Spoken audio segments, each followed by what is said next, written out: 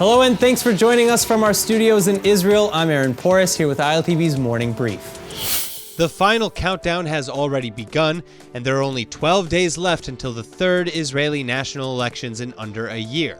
Foreign diplomats and emissaries have already started casting their absentee ballots around the world, starting with New Zealand at 9 a.m. local time on Tuesday. Private citizens, on the other hand, must physically be in Israel on Election Day in 2 weeks' time to vote, accounting for a fair chunk, actually, of the loss in voter participation. And that also means that, of course, there's still time to possibly sway more voters, which is needed as all polls point to yet another deadlock in March. So in a bit of confidence, Prime Minister Netanyahu is now challenging his top rival Benny Gantz to a live televised debate, while speaking in an interview with Channel 20 News. Now, while you might think that that's not very unusual, in Israel you'd be wrong. If held, it would be the first Israeli debate between two leading candidates for prime minister in over 24 years. The last actually being between Netanyahu and then Prime Minister Shimon Peres, and Netanyahu went on to win that year's election. Gantz, meanwhile, isn't taking the alleged bait. Instead, he's rejecting the offer to debate, calling Netanyahu's challenge spin to divert attention away from his coming corruption trial.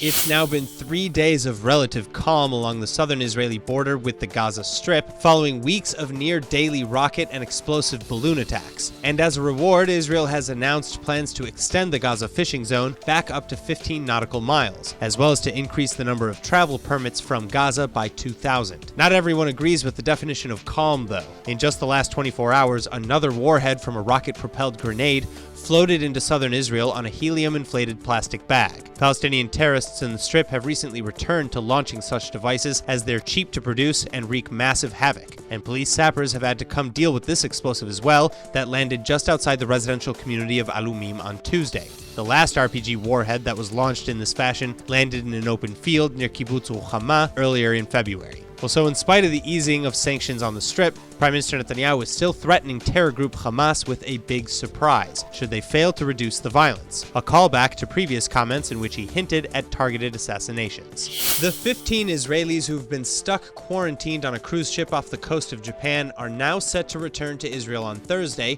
or at least 12 of them are. It's been confirmed that at least 3 of the Israelis aboard the Princess Diamond cruise ship have been infected with coronavirus. The other 12 on the ship are not known to have contracted the disease. So far, 2 Israeli passengers have been allowed to disembark.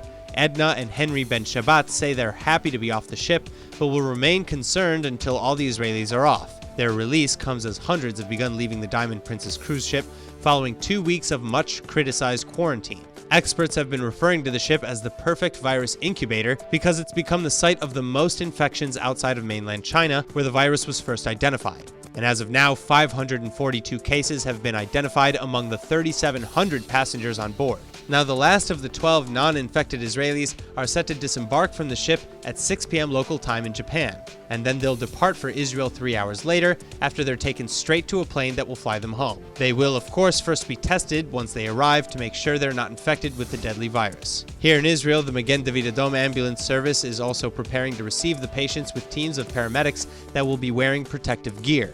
So what about the 3 Israelis that were infected? Well, they're currently being hospitalized in Japan, and they're said to be suffering from mild symptoms of the disease. They will eventually return home separately, though. So far, the coronavirus has infected over 75,000 people globally, and 2,000 are dead. That's all for now, but for more news from Israel, remember to like ILTV on Facebook and on Instagram, and to subscribe to us on YouTube. I'm Aaron Porras, and see you later with our main daily broadcast from Israel at 2 p.m. Eastern Time.